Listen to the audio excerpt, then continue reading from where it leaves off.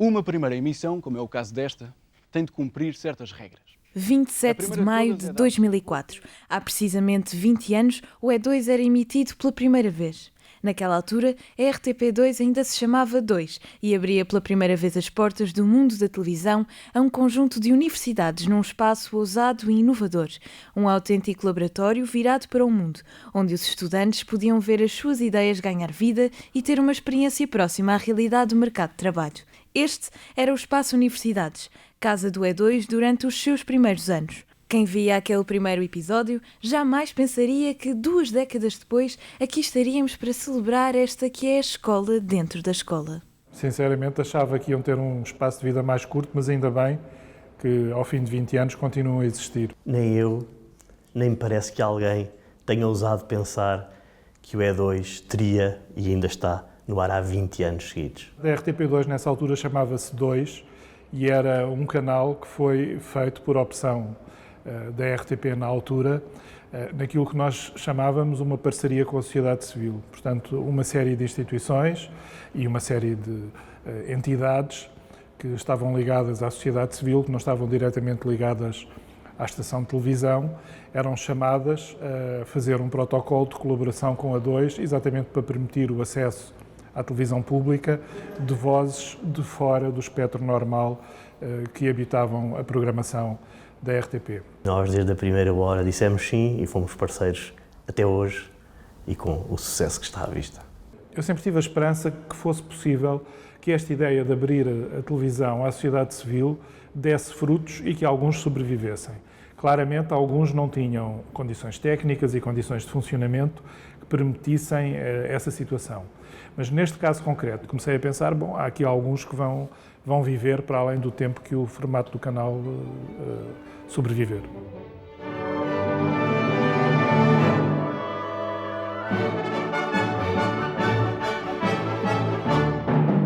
Sobrevivemos e 20 anos depois continuamos aqui. Muito mudou, é verdade, mas o espírito do primeiro dia, esse, continua vivo. Desde o início marcámos a diferença e mostramos que os alunos também têm muito para ensinar. A concepção do programa desde o início de ser um programa feito pelos estudantes e não um programa da escola onde os estudantes colaboravam. A ideia sempre foi que os estudantes fossem a parte central na concepção, na produção, na realização do programa. Nós somos todos estudantes aqui e temos a oportunidade com grande acessibilidade para chegar, entrar dentro de uma equipe e pegar nos equipamentos ou estar na posição de repórter ali, fazer uma entrevista. E primeiramente o conselho e o desejo que eu daria para o pessoal é para agradecer essa experiência em primeiro lugar e depois para fazer ela de fato acontecer, cada um dentro das suas disponibilidades, mas sempre dando o melhor para que ela saia da melhor maneira possível no resultado final. O E2 dá-nos uma preparação que nós não conseguimos ter nas aulas. Nós nas aulas, apesar de termos uma forte componente prática, que é característica aqui na ESCS e no Politécnico, o E2 dá toda uma outra vertente a essa componente prática, ou seja, nas aulas simplesmente não há tempo para todos experimentarem, para todos verem aquilo que gostam e no E2 nós temos um espaço aberto a todos os alunos da ESCS, que é verdade, qualquer pessoa da ESCS pode entrar no E2, independentemente do curso, em que tu realmente podes ter contacto com aquilo que queres que seja o teu futuro. É um espaço que serve todos, para todos, e que eu acho que cumpre a sua função de aproximar mais os alunos do mercado de trabalho e da realidade que se vive lá fora. A quando da estreia do E2, António Belo era presidente da Escola Superior de Comunicação Social. Conta que o passar da escola para a televisão foi algo natural e que desde o primeiro dia acreditou no sucesso do projeto. Poderia estar a dizer que foi algo surpreendente, bonito, etc., mas não o foi pela experiência que já tínhamos de outros projetos feitos pela escola e por estudantes, que eram todos de grande qualidade. Portanto, o encarar a emissão do programa na RTP2 foi com uma tranquilidade muito grande, porque tínhamos toda a certeza daquilo que os estudantes eram capazes de fazer, seja nos vários núcleos que tínhamos na escola, onde os alunos participavam, em que as coisas eram organizadas quase todas por eles, obviamente com colaboração de professores, mas em que o trabalho e as ideias eram de estudantes e, portanto, isto foi só um bocado a oportunidade de passar para fora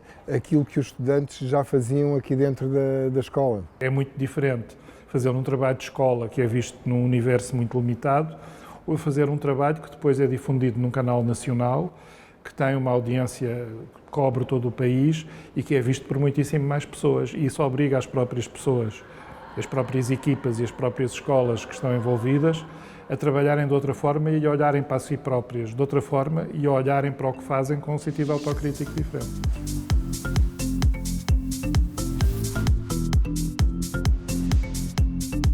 Eu acho que o maior retorno que todos nós tiramos do programa é efetivamente quando chega às segundas-feiras, à 13h, e ligamos na RTP2, está lá a passar o programa. E está lá a passar o programa como nós o imaginámos, como nós o pensámos e como nós o acabámos por fazer. E eu acho que isso é um sentimento de dever cumprido. É ver uma coisa que nós pensámos a ser concretizada e a passar em televisão nacional, porque a verdade é que não é todos os dias, nem sempre se tem essa oportunidade de se ver algo que se fez, em que se trabalhou e muito, a passar depois num canal com tanta projeção como a RTP2. Dar a conhecer a ESCS ao mundo e o mundo à ESCS sempre foi uma das principais missões do E2, mas ao longo dos anos o programa tem também servido de rampa de lançamento para muitos profissionais. O E2 contribui muito, eu diria, para aproximar não só a linguagem académica, a linguagem empresarial, mas mais do que isso, para ser uma porta aberta para o mercado de emprego. E, portanto, quem estuda connosco e quem exerce funções no E2 tem essa experiência, tem esse currículo, tem esse portfólio e isso é muito valorizado. Eu acho que é uma escola dentro da escola e é uma escola de formação e é uma escola de formação de talentos.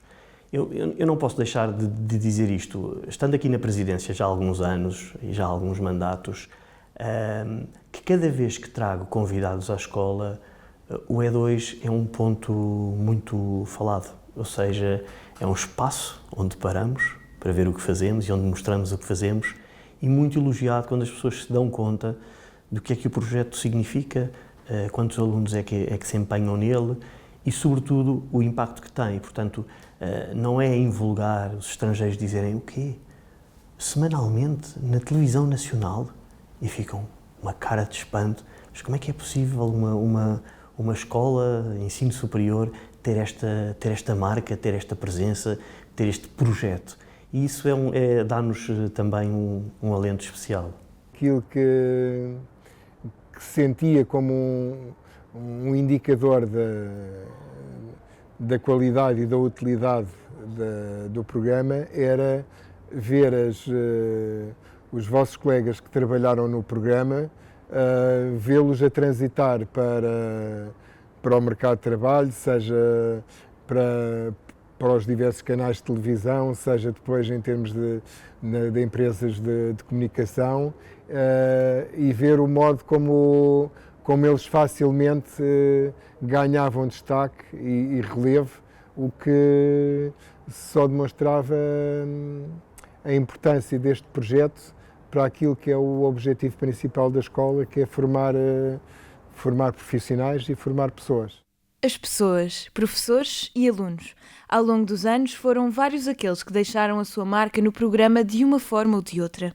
Todos eles necessários para que 20 anos depois possamos olhar para o passado e recordar o entusiasmo dos primeiros tempos. Lembro-me ter feito aqui algumas participações em conferências, em colóquios, em conversas, e havia um entusiasmo muito grande em relação ao que estava a ser feito. E as equipas, durante o tempo em que eu dirigia E2, as equipas foram sempre muito colaborantes e procuravam o nosso feedback e falavam com as outras pessoas da direção de programas que acompanhavam mais a produção, tentavam perceber e aprender um pouco também o que é que se passava. Portanto, eu acho que esse sentido e o facto da própria Escola de Comunicação Social, a Escola Superior de Comunicação Social de Lisboa, ter esta envolvente de formação e técnica mais desenvolvida provavelmente que outras, permitiu que o programa se mantivesse. É querer cumprir com aquele que é o nosso legado passado, mas também querer assegurar um futuro e mudar algumas coisas, porque os programas e tudo o que é a vida no geral tem que ser pautado pela mudança, pela evolução, pelo crescimento. Os 20 anos do E2 foram isso, crescimento, e agora é uma altura de consolidação do E2, de olhar à frente, de ver o que é que se pode mudar, ver o que é que funciona, ver o que é que não funciona e continuar a experimentar, porque é esse um dos grandes pilares do E2, é experimentar, é a escola, dentro da escola, por alguma razão. Quando a gente para pensar, é uma posição, é muito legal de entrar no gabinete e ver a foto dos membros antigos e ver que você faz parte de uma equipe que existe há muito tempo, outras pessoas já ocuparam a sua posição, é um trabalho que está sendo feito há muito tempo, dá um sentimento de pertença maior, porque você vê que você está ali numa posição que outras pessoas já passaram e já tiveram a sua formação, e dá um sentimento também de uma responsabilidade maior, ou seja, é um programa que está há tanto tempo no ar, tantas pessoas passaram por aqui, tiveram experiências marcantes, a responsabilidade vem no sentido de manter essa experiência com essa qualidade. Aliar o conhecimento à prática sempre foi uma marca do Instituto Politécnico de Lisboa, da ESCS e, consequentemente, do E2. Mas o segredo, na verdade, sempre foram e continuarão a ser as pessoas. Eu não estou no programa há 20 anos, mas pelo que vejo, desde o tempo que estou aqui, que tem muito a ver com vontade e perseverança. Perseverança da escola e do canal e a vontade dos alunos e empenho dos alunos. Sem isso, qualquer projeto, qualquer empresa necessita de empenho do fator humano. Portanto, o fator humano aqui é muito importante e cativar esse empenho para conseguirmos os nossos objetivos e com isto chegar até aqui aos 20 anos. É preciso perceber que o mundo hoje é muito diferente de há 20 anos atrás, mas aquilo que determina o sucesso das coisas, em particular num canal de serviço público, como é a RTP2, é a vontade das pessoas que produzem. Aquilo que marca a diferença essencialmente são as pessoas. Isto quer dizer que a Escola Superior de Comunicação Social tem gente da parte docente e da parte de alunos também, e que é capaz de criar esta dinâmica e a motivação. A explicação é essa, é por um lado aquilo que é a própria estrutura do canal, a relação que pretende manter e o facto de haver gente com capacidade de perseverança e resiliência interna aqui dentro da Escola Superior de Comunicação Social. Com os anos fomos crescendo. Dançámos ao ritmo da música, demos palco às artes e cultura, rimos com a comédia, mergulhámos no mundo da tecnologia, demos voz às preocupações dos estudantes do ensino superior e não só. Procurámos a nossa identidade, fomos-nos aperfeiçoando e não tivemos medo de experimentar. Começámos com 50 minutos, chegámos a estrear um programa novo todas as semanas e criámos novas rubricas. Esses ajustes são bons, ainda bem que foram sendo feitos, porque se não houver ajustes também as coisas ficam depois muito iguais e sem progresso. E o facto de ter havido capacidade de fazer mudanças e introduzir novas situações e de progredir, no fundo, é com certeza um dos fatores da longevidade deste programa. Que é um projeto que tem feito uma evolução fantástica e que, eu diria, vai sendo diferente, mas para melhor. E, portanto, eu acho que as experiências que fazemos, que este espaço era isso mesmo, não é? Desde o início que foi um espaço de experimentação, eu acho que tem servido isso mesmo. Mas há uma diferença muito grande, criaram-se outras lógicas, criaram-se outras rubricas, tem outro dinamismo, tem outra estética, tem outra produção. Eu acho que é tudo diferente. Quem trabalha no audiovisual consegue reconhecer isso muito melhor do que eu. Apesar das mudanças constantes, trabalhar em audiovisual, sobretudo quando estamos no meio académico, tem riscos e desafios muito específicos. O grande problema hoje em dia é que não se inova nas redações e também não se inova nas escolas. Vocês inovam fora das aulas, nas escolas, quando comunicam uns com os outros, mas não dentro dos currícula e não dentro da produção final. E, portanto, há aqui um problema que as escolas têm, que é o de sair da sua zona de conforto e perceber que, se responderem exatamente àquilo que o mercado, entre aspas, pede, elas estão a caminhar para o seu suicídio, para a sua destruição, porque é um bocadinho a mesma coisa. Se nós dermos apenas às pessoas aquilo que elas nos dizem que querem, elas vão ficar aborrecidas a dada altura e cansadas.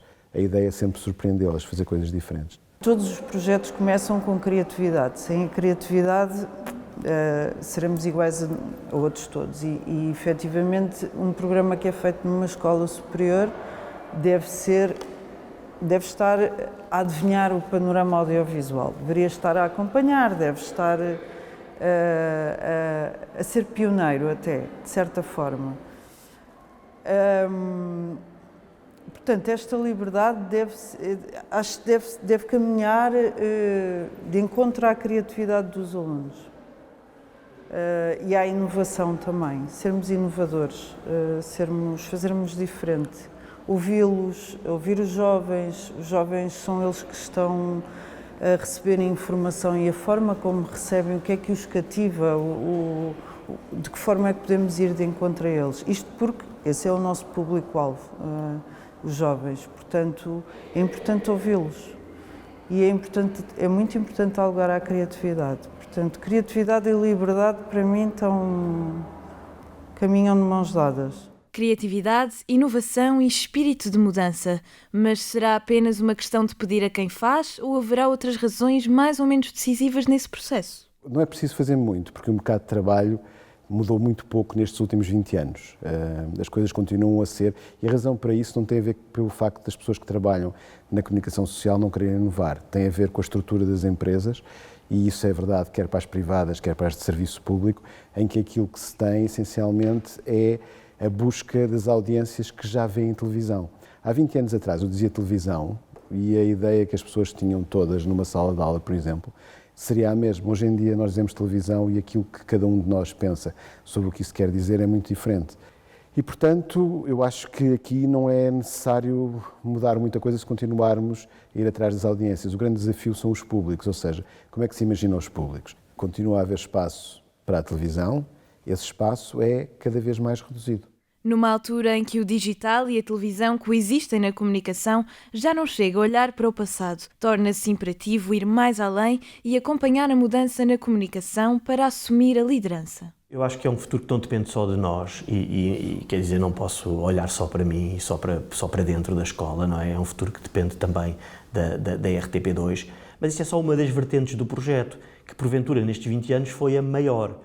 Mas de hoje para amanhã, se o projeto se transformar, se deixar de ter este espaço em televisão, no seu sentido mais tradicional, há outras plataformas hoje em dia que permitem o projeto crescer e que permitem continuarmos a manter viva esta escola e esta formação dos nossos, esta vertente de formação muito importante para os alunos que estão muito interessados nesta área audiovisual, mas também na área do jornalismo, mas também nas áreas da comunicação, da publicidade e marketing e das relações públicas, porque o projeto emprega, passa a expressão, a alunos de toda a escola e, portanto, alunos de comunicação num sentido mais lato. Eu desejo que continue, desejo que possa existir.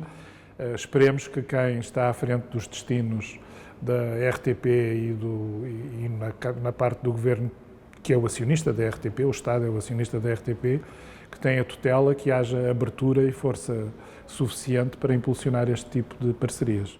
Entre a visão para o futuro e o legado do passado, mantém-se a questão do perfil e da importância do espaço que as escolas e as universidades ocupam no aprender a saber fazer. Um modelo de experimentação parece ser o que mais impulso dá na criação de novos formatos, novas ideias e novas respostas para o desconhecido. O que é preciso é querer fazer coisas diferentes. E experimentar, porque em cada 10 que se fizer é natural que uma funcione. Mas essa que vai funcionar, e num mundo digital, faz com que aquela que lidere ocupe o espaço das outras todas. E deixando muito pouco espaço para o número 2 ou para o número 3. É a mesma lógica das redes e mídias sociais.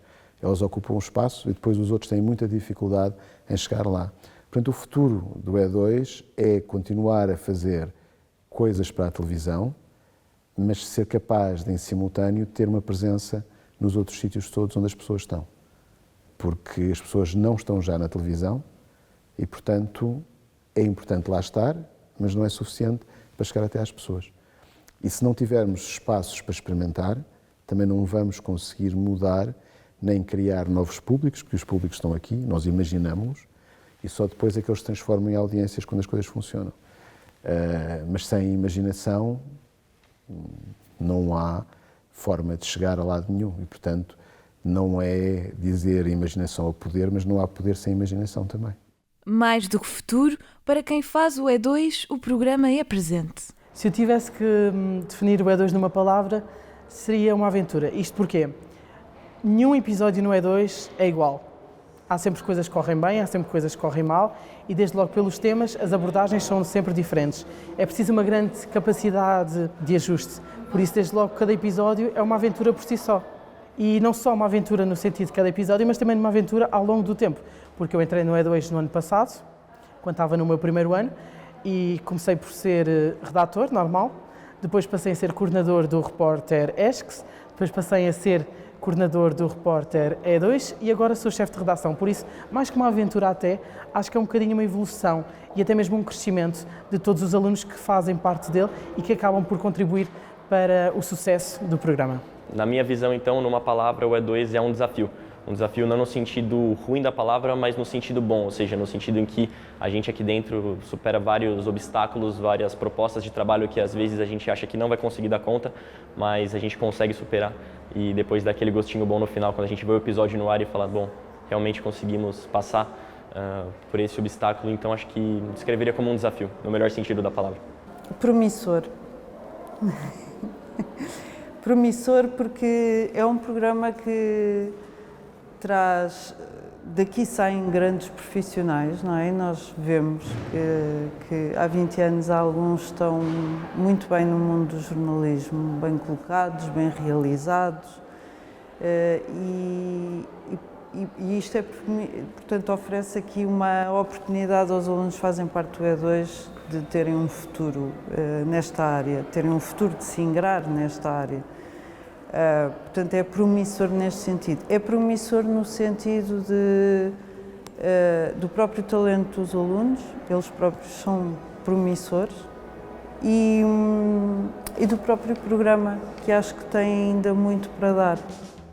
20 anos depois, o compromisso do E2 renova-se e desta vez é com o futuro. A nossa jornada continua impulsionada pela paixão, pela inovação e pelo desejo de fazer mais e melhor. Parabéns, E2!